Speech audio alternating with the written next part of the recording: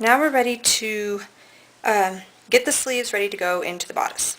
So what I've done is I always put the side seam in as part of the underarm seam. So what I've done here is you can see that I've got my bodice all put together except for that it needs the sleeves and the finishing.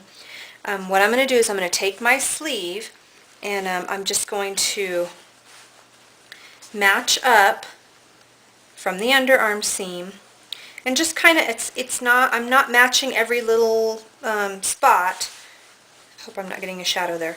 What I'm doing is I'm just kind of laying it out to see how to adjust my gathers. The only thing that you probably need to look at is where that center seam mark is falling. So make sure that your centers match, but just kind of line it up, and then you can adjust your gathering stitch to make it fit. Okay, and then pull your seam or pull your gather stitch. And a really neat little trick is when you run a gather stitch, anchor it at one side a couple of times, run your stitch on the longest stitch length that you can on your machine, and then leave a good tail of about 4 or 5 inches.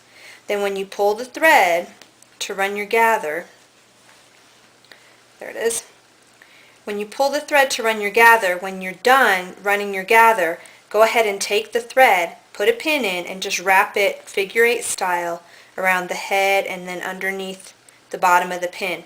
And it holds your gather stitch right where you want it until you're ready to quit messing with it or tie it off or sew it in. So that's a neat little trick that I like to do. And then it makes it really easy to find the thread and then to go ahead and adjust it when you need to. Okay, so now my sleeve is adjusted. Then I'm going to do the same thing. Hold my lining up to my sleeve, get it pretty well set in as close as I can. Remember that this is gathered too, so as long as your center seams are matching, I don't worry too much about the little dots that are usually on each side, unless of course the gather's not so tight and you would really notice it. But this gather's so tight you're not going to really notice if it's just a little bit off, so that's okay for me. Now, and I've also gathered the top of my netting. Okay, so now what I'm going to do is I'm going to take my lining, find my center, go ahead and lay my netting so that the center of my netting is matched up with the center of that, and go ahead and just stitch these two together. Now remember, you got to do opposite, so make sure that you lay out your sleeves and look and see and make sure that you have an opposite sleeve, and don't put the netting on the same side of both sleeves or it won't work. The netting's going to go in between the lining and your fashion fabric. Okay, so we're going to go ahead and put this on the inside part of the lining. So I'm going to stitch that, and then we'll come back and talk about putting the sleeve into the bodice. Okay, so now I've got my sleeve pretty much together. You can see I've put the lining together, and there you can see the middle of the layer with the netting and then your fashion fabric, and it's all stitched together.